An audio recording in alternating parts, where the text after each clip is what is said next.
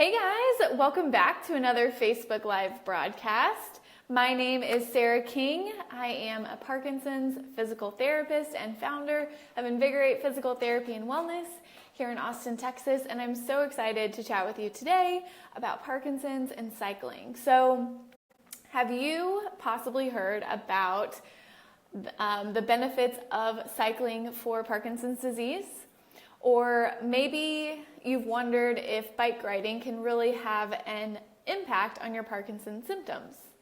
Or maybe when you hear me talk about Parkinson's and cycling, you think I'm absolutely crazy to suggest that you should get on a bike because sometimes just walking is hard enough. If any of those things resonate with you, or you have any curiosity about Parkinson's and cycling and the benefits of it, I want to invite you to follow along to today's live broadcast because I have so much awesome stuff to share with you today. Today we're going to talk about how cycling has actually been shown to improve your Parkinson's symptoms by up to 35%. And we're going to talk through options for you to explore the benefits of cycling regardless of what stage of the disease you're in or what activity level you're at. So this is going to be a really valuable broadcast. And plus, I'm really excited to bring on Rich Blumenthal, who is the COO of TheraCycle, which is a company that has a series of motorized bike models. We're going to bring him on near the end to do a little interview to talk about the TheraCycle, who it might be good for, not so good for, what its benefits are, and I'm really excited to chat with Rich. So stay tuned. I would love to know if you have had experience with cycling or if you have questions about it. You can always say hi in the comment section below. I see some people checking in here. Jean's in here, Patty. Welcome, guys. So check in, let me know you're here, and also let me know if you've had any experience with cycling for your Parkinson's symptoms, or if you have any questions, because we're going to gather them up and hopefully get to them near the end of this broadcast. So we have a lot to cover, and I'm really excited. So let's go ahead and jump right in. Lauren is our moderator today. She is going to be collecting questions. She's also going to be helping our guests get on here. I'm just going to readjust here. I had to switch locations at the last minute. So I'm a little bit, you like our background wallpaper? It's just delightful. Okay, let's see. We've got some people checking in. I just want to give some shout outs. And Sahara, Sharon, hello from Montana. Hey guys.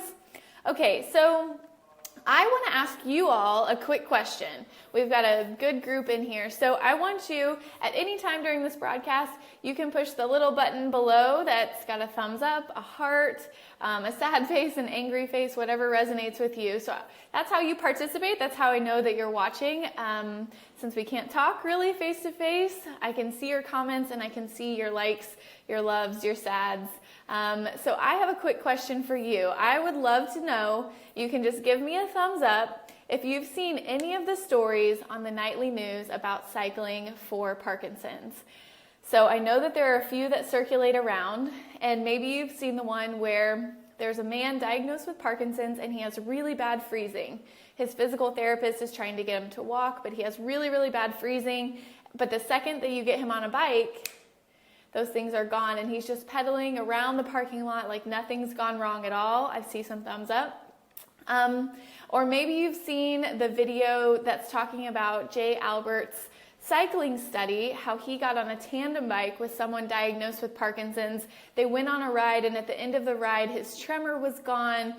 He was speaking more fluidly, walking more fluidly. That one makes it on the news a lot, especially around Parkinson's Awareness Month, which is April. So give me a thumbs up if you've seen either of those.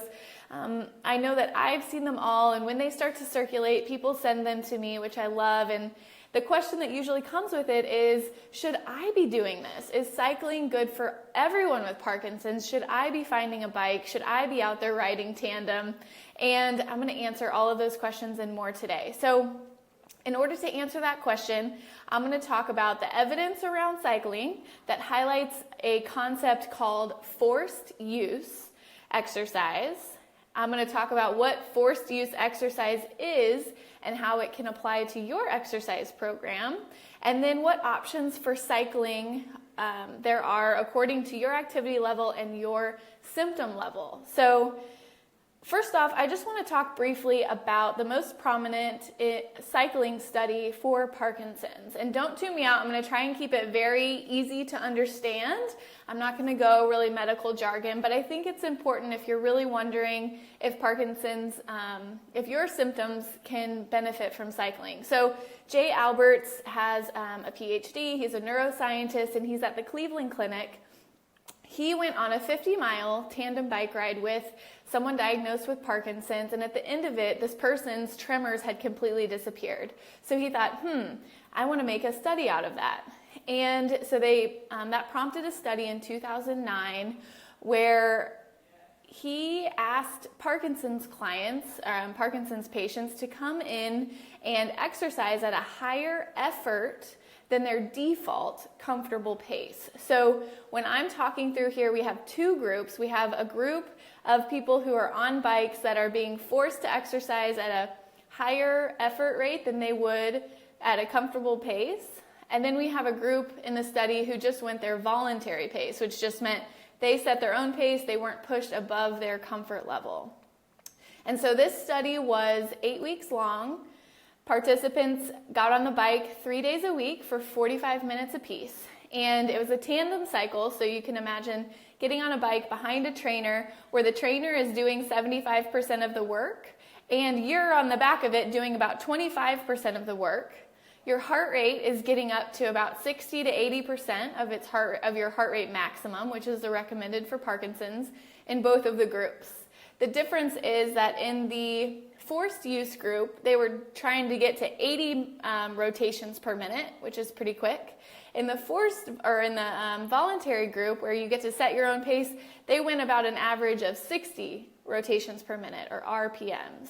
So that was the main difference. One group was forced to go about 30% faster than their comfortable voluntary pace. So that's what it means to force use exercise, is just forcing you to go faster at a higher effort than you would at your default. So these two groups, I hope that makes sense. If it doesn't, put a question in and I'll try and get to it. But after 8 weeks, here were the results. So both groups, the voluntary group and the forced group, both saw improvements in their aerobic capacity, meaning their endurance essentially improved. The forced group that was forced to go 30% faster than what was comfortable for them, they improved their UPDRS score, which is that test that you go in and you see your neurologist, and he or she goes, do this real fast, do this real fast, do this real fast. That's the UPDRS scale. So the people in the forced use group improved their UPDRS scores by 35%, whereas the voluntary group, who just went at their comfortable pace, they stayed the same. Okay, so that should set off some bells for you. And then the forced group also was able to improve their rigidity by 41%, their tremor by 38%, and their bradykinesia, or the slowness of their movements, by about 28%. So the results those results that they got, you're thinking, okay, that's great, but if it only lasted for an hour after the study, then that's a lot of work for very little reward. But actually, the results lasted between 4 to 8 weeks after the study concluded. So they saw those improvements for 4 to 8 weeks. So that was a really powerful study, and you can see why that made news, is because essentially that type of exercise was as beneficial to your Parkinson's symptoms as medication. And as we all know, medication only treats your symptoms and doesn't actually improve you for the long run. And so, that's exercise as medicine at its best. So this was a huge study. Everyone got really, really excited, as they should. And that really tells us, to break it down, is that you have to be working at a higher rate than your default, or what's comfortable, what's voluntary, for you to see real results. So we've talked about this before. at exercising at a higher pace. That's why people hire people like me, so that I can make you go a little bit faster, a little bit harder than what you would do on your own. If any of my actual clients are out there that I see one-on-one, just give me a super thumbs up, or a sad face or an angry face, whatever that makes you feel. That's why you hire a trainer. That's why you work out with a friend. That's why you get on a bike, and we're going to talk about your options, and you go and you push yourself a little faster than what's comfortable, is because that's what you get good results with. And that physically challenging exercise is one of the 7 components that I always recommend to you all, to my tribe, as one of the 7 essential elements of an effective Parkinson's exercise program. So some of you are familiar with what I'm talking about if you've been in our tribe for a while, but if you're not, I have actually a free checklist that's available for download, that Lauren is going to put a link in the comment section below, or depending on where you're watching this, there's a link to the 7 elements checklist either above or to the side of this video, depending on where you're watching. So that forced high-intensity exercise is one component of about 7 that you need to have as part of your exercise program. But we're not going to dive in those today. You can download that, read it yourself, and ask me some questions. But make sure you download that if you're not familiar with the other 6 elements, because those will be crucial for you as well.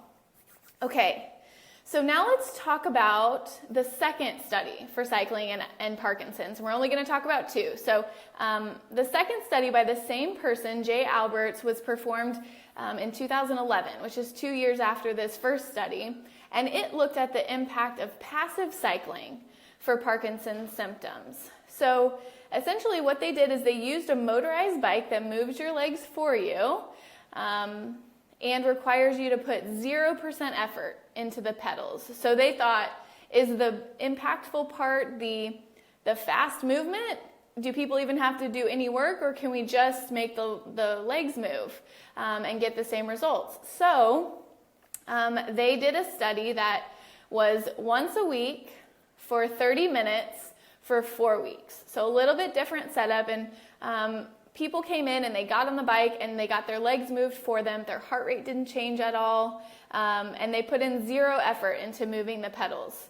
Versus the first study, they put in about 25% of the effort to move that there. And they also had their legs moved between 60 and 80 RPMs in this study here. So what they actually found was that this study helped people with their cognitive processes a little bit. So they did 2 cognitive tests, and they looked at the difference in the time that it took for them to complete it. So before people got on a bike, they took test 1 and test 2, and they looked at how long it took them to complete those cognitive tests.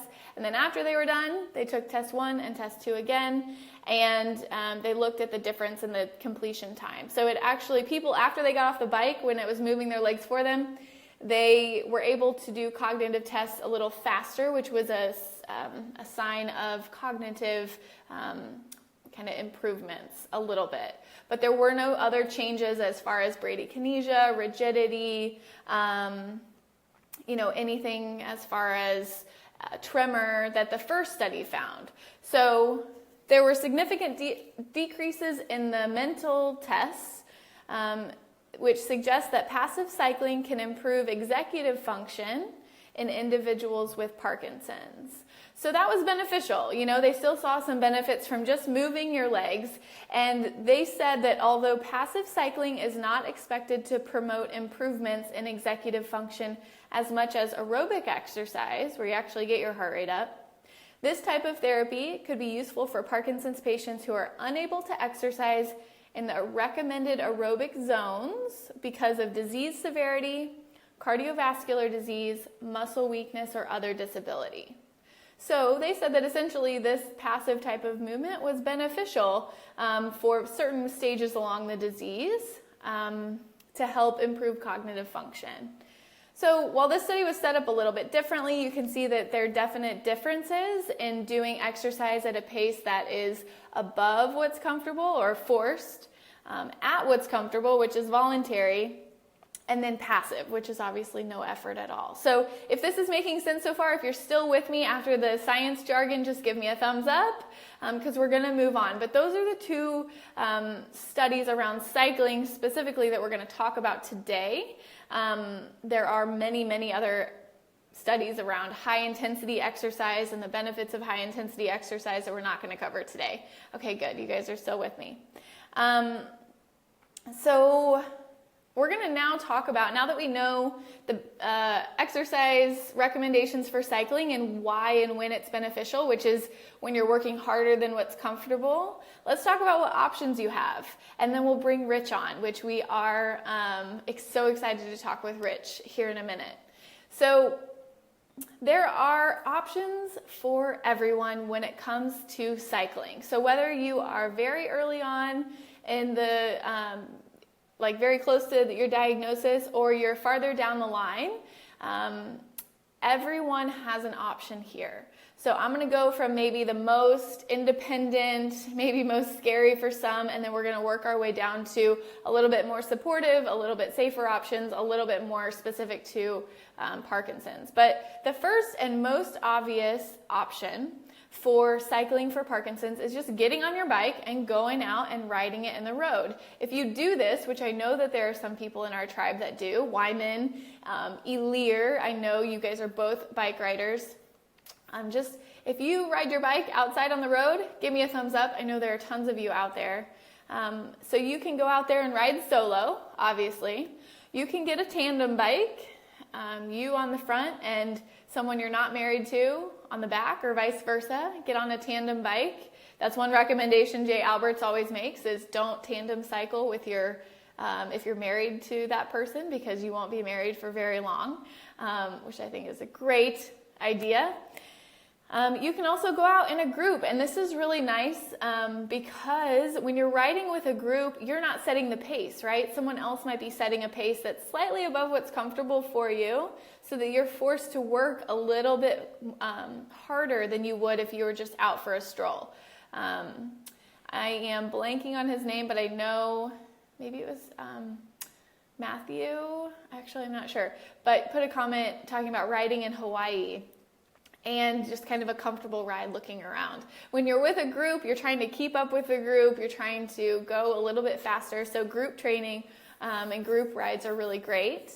And then if you're training with a group for a race, that's even better, because you guys have a certain mileage you're trying to accomplish, a certain distance you're trying to accomplish, a certain achievement at the end, which is the race itself, you're trying to accomplish. So those are the most obvious: getting on your bike and riding around town. Now, some of you might not have that option, might not feel safe, and you might be right.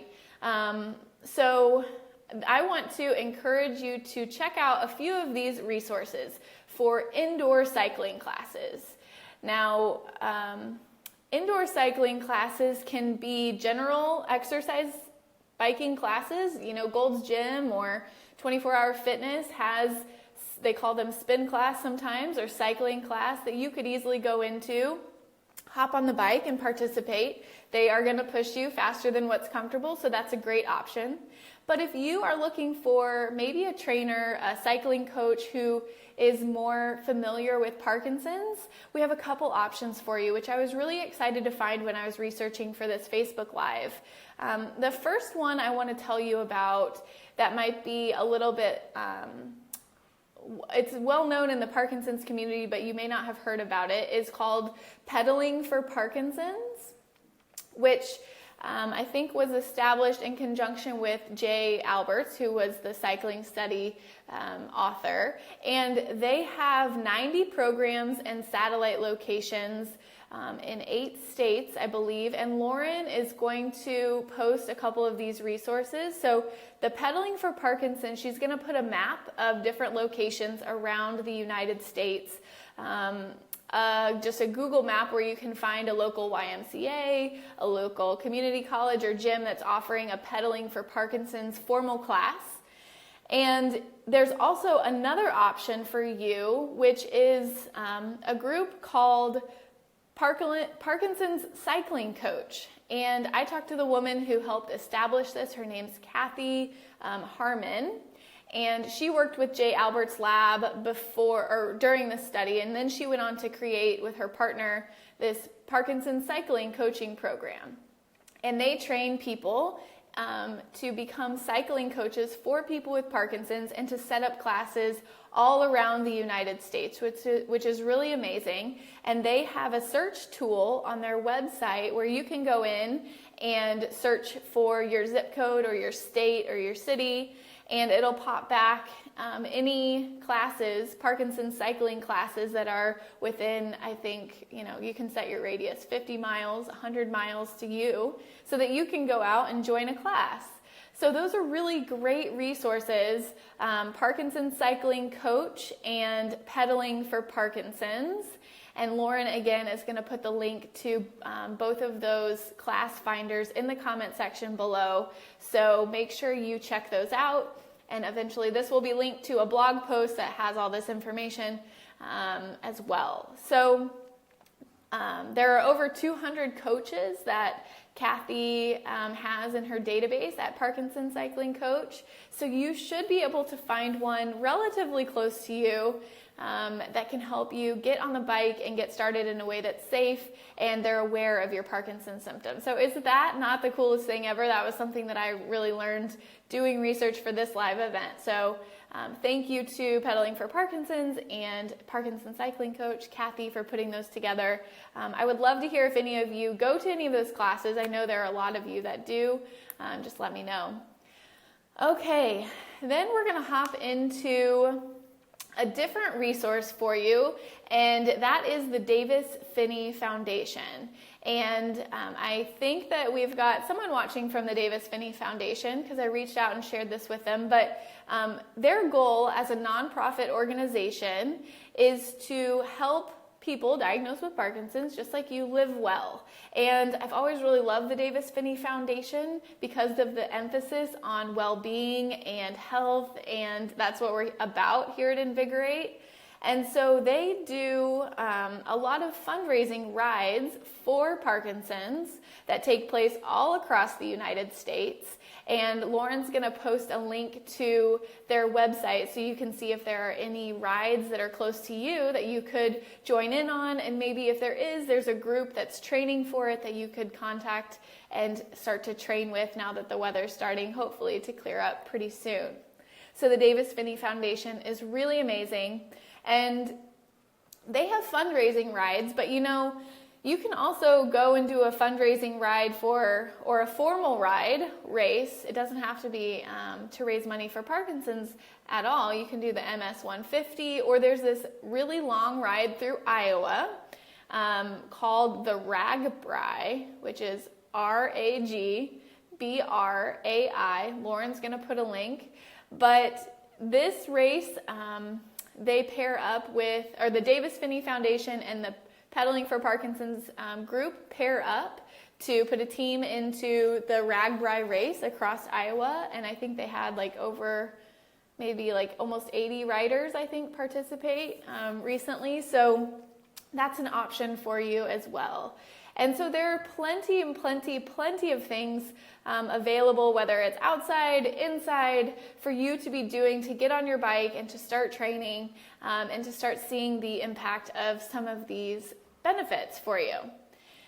So with that being said, the last option that I want to offer up here, last but definitely not least, is to mention the TheraCycle. So the TheraCycle is a motorized bike that some of you may heard of, and kind of a brief background. The Exercycle, TheraCycle started as Exercycle in 1932 and has grown and changed a lot over the years, most recently specializing in producing motorized bicycles for clients diagnosed with degenerative neurological conditions like Parkinson's or multiple sclerosis. And they have 3 models, the TheraCycle 100, 200, and the professional model that I'm sure we'll get into here in a second. But instead of diving deep into what the TheraCycle is and what it's all about, I'm just going to bring on the company's COO, Rich Blumenthal, to talk about it because he's really passionate about the company, obviously, and he's got a lot of really awesome things to say. So I am going to invite Rich on, and I think he's coming to me through his through a coworker essentially. So we're actually going to invite Jean on, and Rich is going to be on the other side of that camera. So let me go ahead and find. I see so many people saying hi. I promise I'll say hi back here in a little bit. Okay.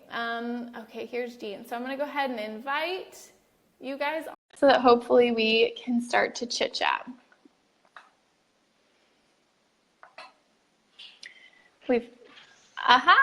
We're back again. Hi, Sarah. Hey, Rich, how are you? I'm good. How are you doing today? Good. I'm glad we made it. We've had a practice run, so this should be all good to go. Well, welcome. Thank you I'm for so having glad me. you're here. Yeah, of course. So for all of you guys watching, I got linked up with Rich because I have quite a few clients who use the TheraCycle. And different models of it. And I wrote a blog post, which Lauren can link below.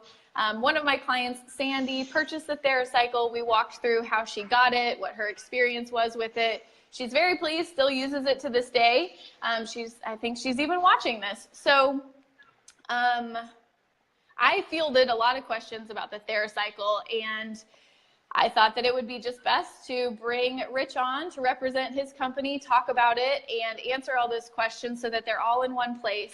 And I do have to give a disclaimer that I have no financial relationship with TheraCycle. I'm not benefiting from this interview at all.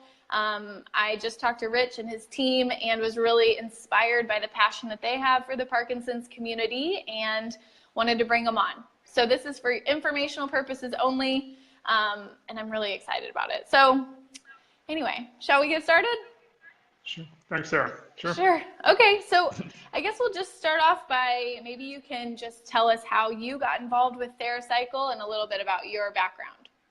Sure. So my father's a company owner here at TheraCycle, and I think I might have shared with you that he found out about this business during a recovery from a near catastrophic accident where he was hit by a car when he was training for an Ironman triathlon, and he broke his neck. So fortunately, he did not have any spinal cord damage, and during his recovery, he was really struck with the notion of what do people who are very active do when they can't be active in the way they want to anymore. And my father found out about this business during his recovery and was so impressed with the product, and I think the idea behind the product, that he invested in and bought the company. And then I came on board a few years after he got involved, and I had a nonprofit background, so I don't think I've ever really been in business prior to that, but I was more associated with mission-based work. And even though we are a small business, I think that TheraCycle does have a real mission, and I do happen to be an active road cyclist. So there's a lot of connectivity between the TheraCycle in terms of what I'm passionate about and how it's helping people, and also just some of my personal interests. Awesome. Yeah, that was something that came through loud and clear when we talked before. So maybe you can explain to some people here who what the TheraCycle is and maybe how it's different than other stationary bikes. Sure. So the TheraCycle is a stationary bike that's motorized. We have 3 different models. And people probably wonder, why would a bike need a motor? And we tend to have a focus on helping people what the motor does is it helps someone to move at a speed that is faster than what they can generate on their own, and maintain that type of faster speed for a longer period of time than what they could do on their own. And so what that does is it gives them access to the various benefits of exercise that they just can't get on their own. So many of the people we work with and sell to are still active and exercising, but I think they're concluding that traditional forms of exercise equipment are just not meeting their needs anymore. So just an hour ago, I spoke with a woman who said her husband was trying out stationary bikes, and she had seen him going to the gym in the community that they live in, but she knew that he couldn't do a recumbent stationary bike for a variety of reasons. And he has Parkinson's, and he has issues with his knees.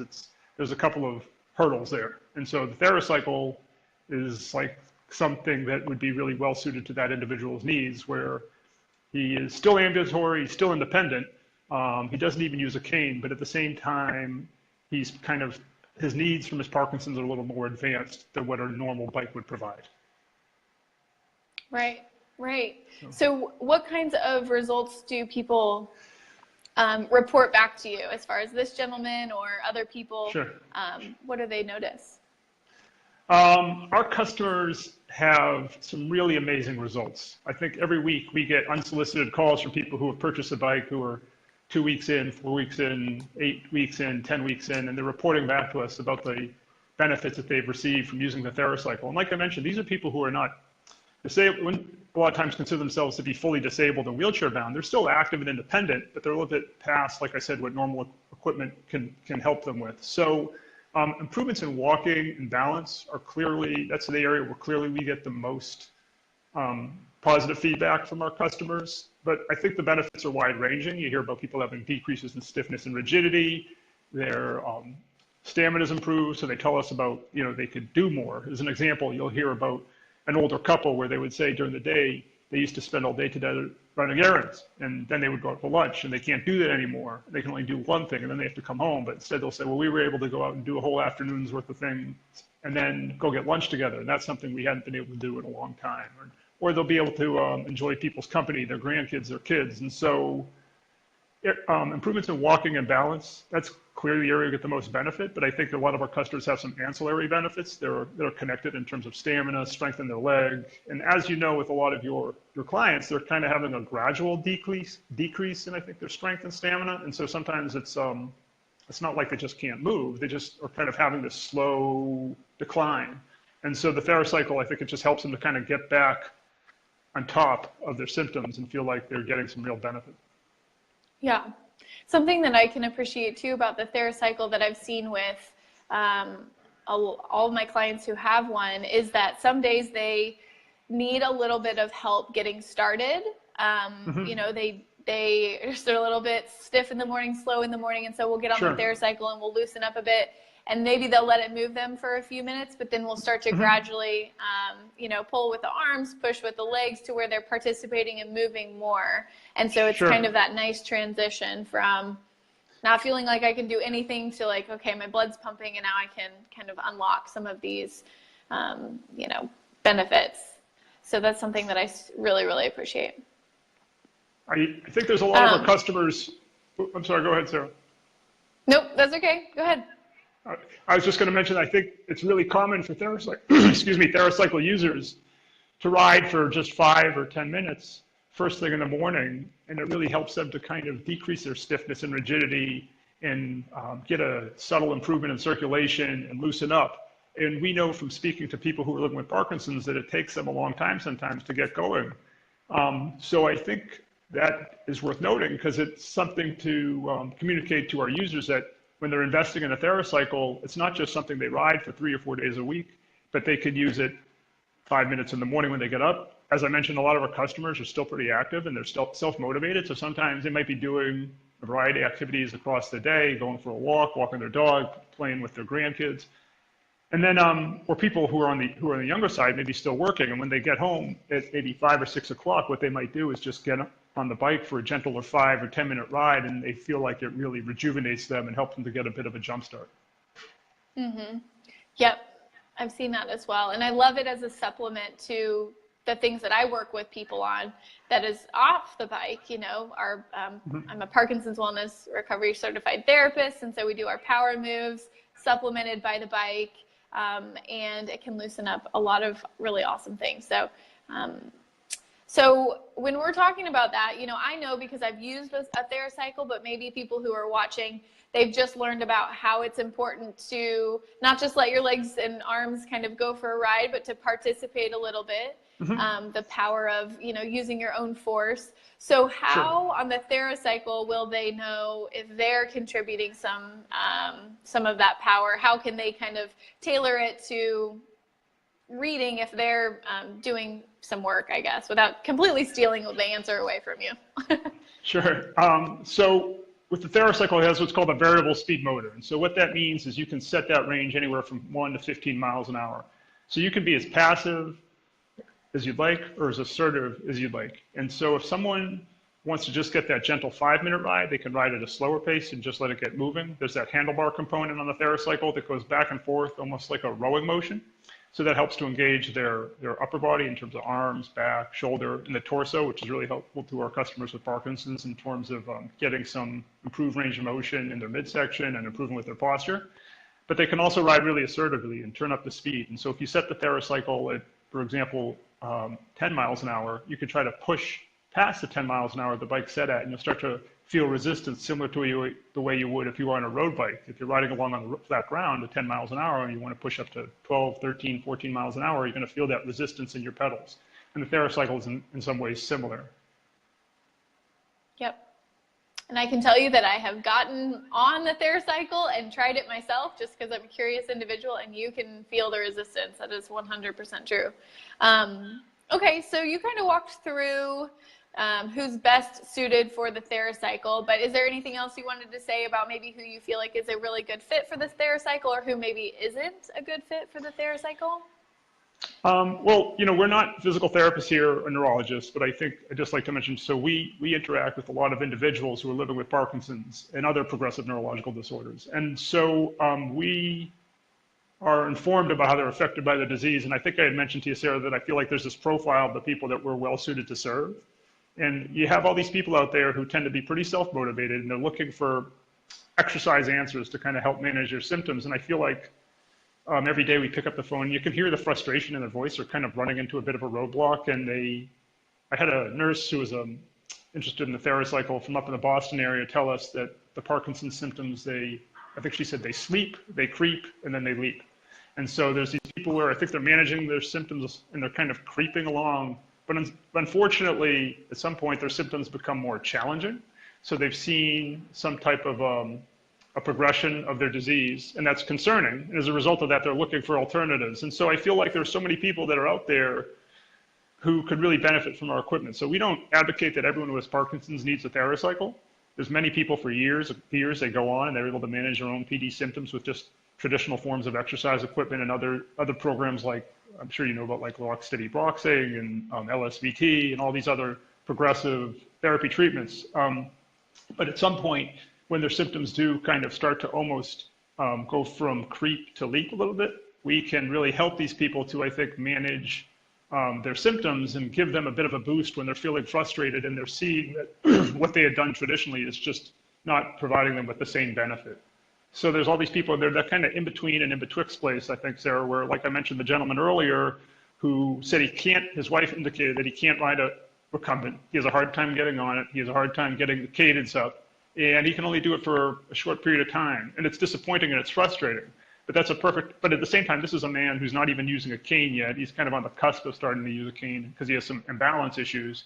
So it probably kind of leads to the question, I can't do this bike, what can I do? And this is exactly where we're really well suited to come in and help these people. And I think what they can really do with their Parkinson's symptoms is kind of maintain that creep. We talked about, these people have this kind of gradual progression. And I think what we can help them to do is extend that so that they can live as independently with as high quality life for as long as possible.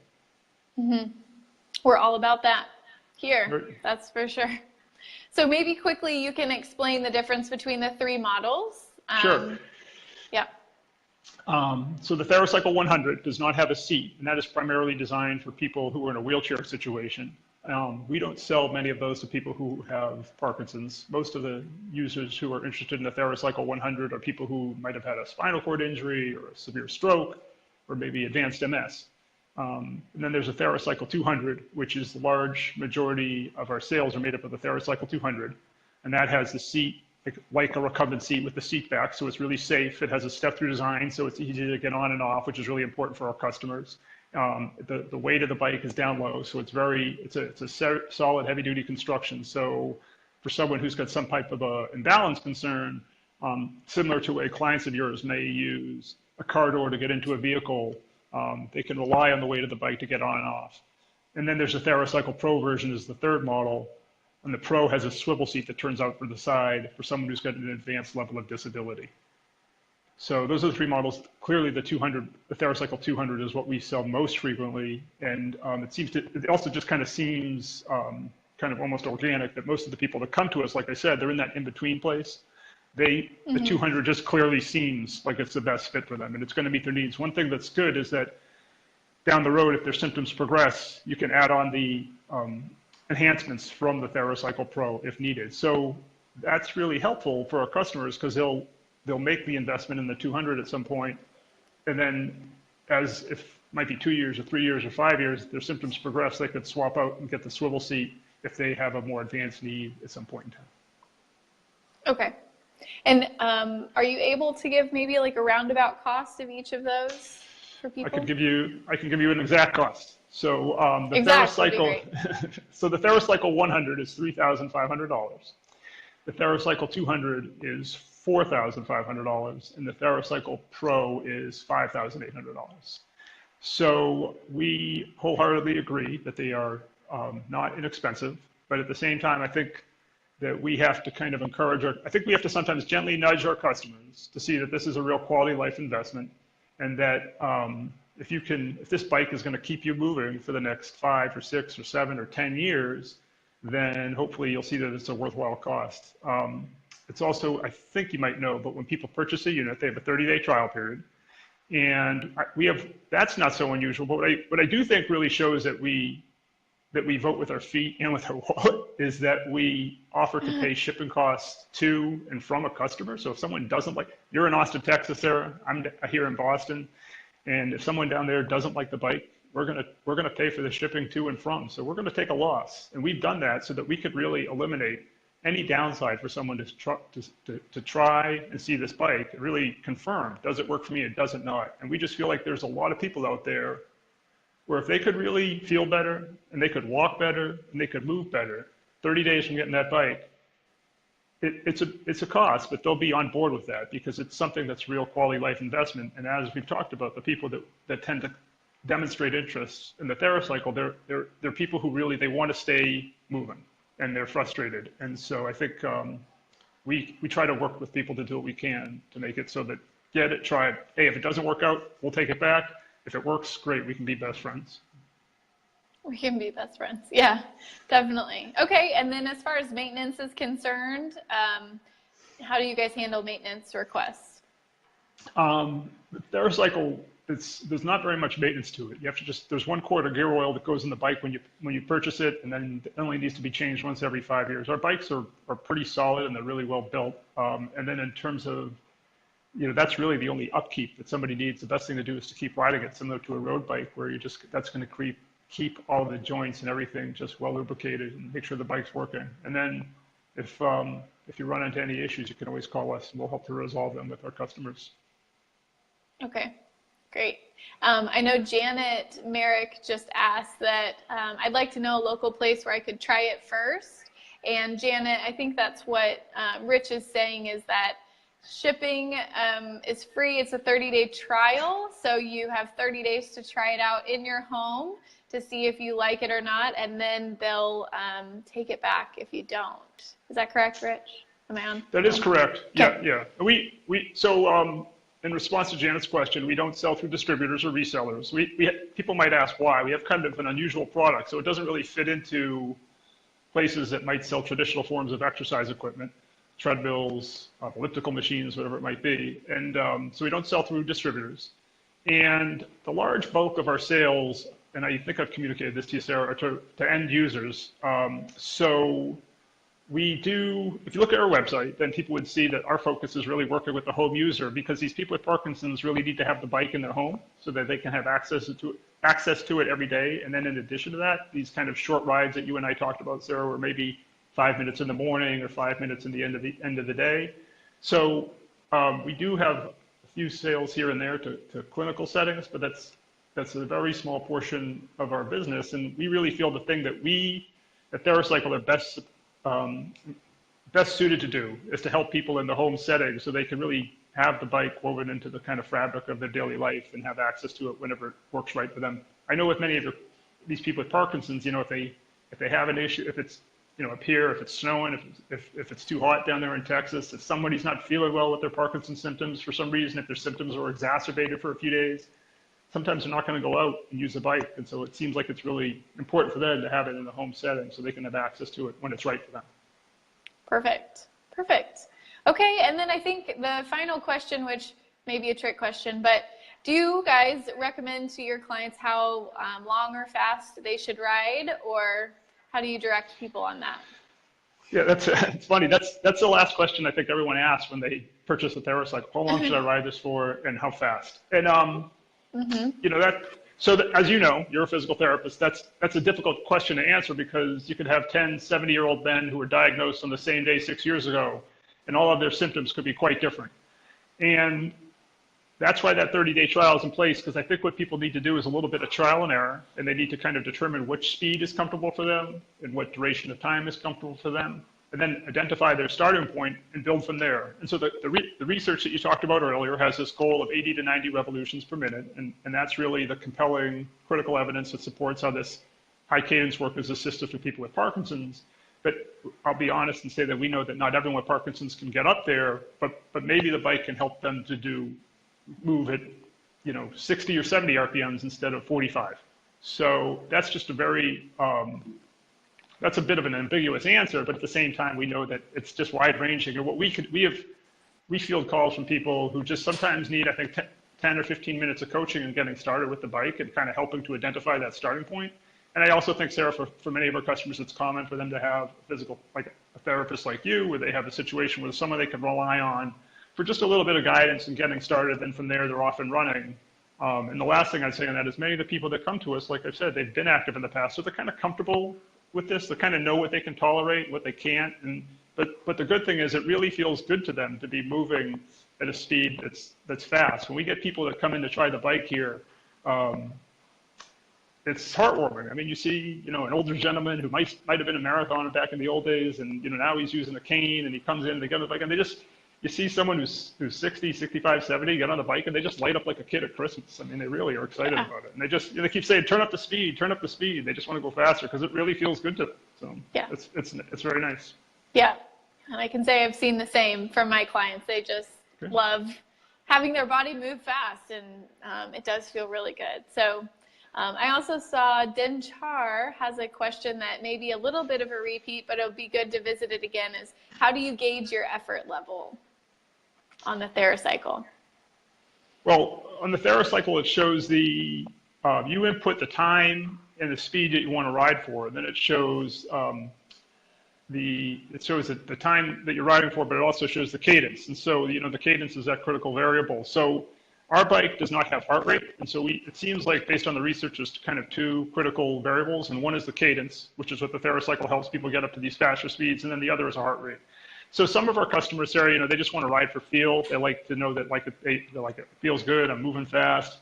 And for people who have a more kind of data-focused look at things, then I think we suggest picking up a heart rate monitor, and then they can get that good specific data feedback that tells them exactly how hard they're working.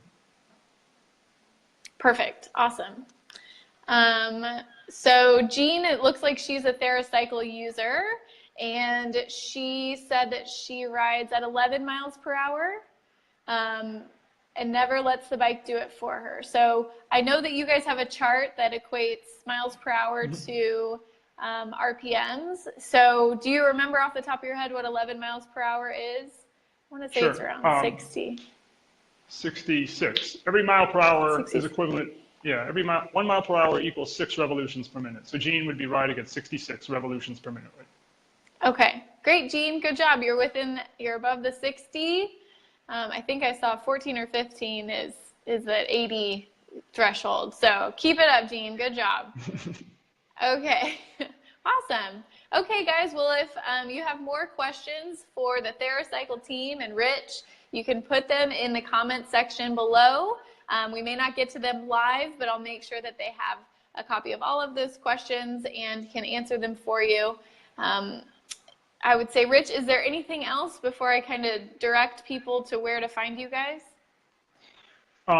We're here, and I think we have a great product that can help a lot of people. Like I said, we don't advocate that everyone who has Parkinson's needs a TheraCycle, but there's a lot of people out there that can really benefit from our equipment. And I think when they're feeling frustrated, pick up the phone and call us. And I think we just have a lot of individuals that we've really helped to regain something that they feel like they've lost. And so I think there's a lot of people out there that could benefit from our bike. And if we can help people to get moving again, that's a great thing. Yeah. Yeah. Well, and I love supporting companies that have a great cause and a great heart. And you guys are also one of those companies. So thank you so much for your time, Rich. If you guys want to connect with TheraCycle, they're on Facebook. Yeah, at TheraCycle. They're also at TheraCycle.com, and you can go there and check out their models and get their phone number. I can say from personal experience with my client, even before I talked to the TheraCycle team, they've been great and very responsive to emails, and they're wonderful customer service. So just couldn't really support TheraCycle enough. And again, I'm not getting paid to say that, so you know it's true. And so, yeah, if you guys have more questions, put them in the comment section below, and we'll make sure to continue this conversation on the blog very, very soon. So, Rich, I think that's all I got for you. Okay, thanks so much, Sarah. We appreciate you inviting us on to be a part of your program. Yeah, absolutely. It's my pleasure. We'll talk soon. All right, bye. Bye. All right, guys, so that was Rich Blumenthal from TheraCycle. I would love to know now that you guys are experts in cycling and Parkinson's, if you plan on adding cycling to your exercise program. You can go ahead and put it in the comment section below. I'd love to hear what your plan is because I know everyone's different, everyone has a different experience, and when you share your plans, other people feel inspired and maybe will start their own. So I always love hearing from you. Thank you so much for tuning in. If you liked this, you can go ahead and give it a big thumbs up and share it with anyone that you think may benefit, whether it's your support group, your healthcare team, your physical therapist, your friend next door, whoever it is. I always appreciate the share. And again, just as a last sign off, exercise is incredibly important. Obviously, it's the best medicine for your Parkinson's symptoms. So riding a cycle is intense and physically demanding, but you want to make sure that you have a program that covers the 7 essential elements of an effective Parkinson's exercise program, and intensity is only one of them. So you can download my free checklist at invigoratept.com/7elementschecklist and get a free PDF checklist just to make sure that you are covering your 7 elements. They describe them in detail and give you some examples of how you can achieve a really balanced, effective exercise program so that you're not wasting your time on a program that isn't doing you as much good as it could. So go over there, download that. You can find the link either above or to the side, or maybe even below this video, depending on when and where you're watching it. But again, thank you so much for tuning in. I appreciate you all. And until next time, I would say keep moving, and I'm sending you lots and lots of big hugs. Okay, bye guys.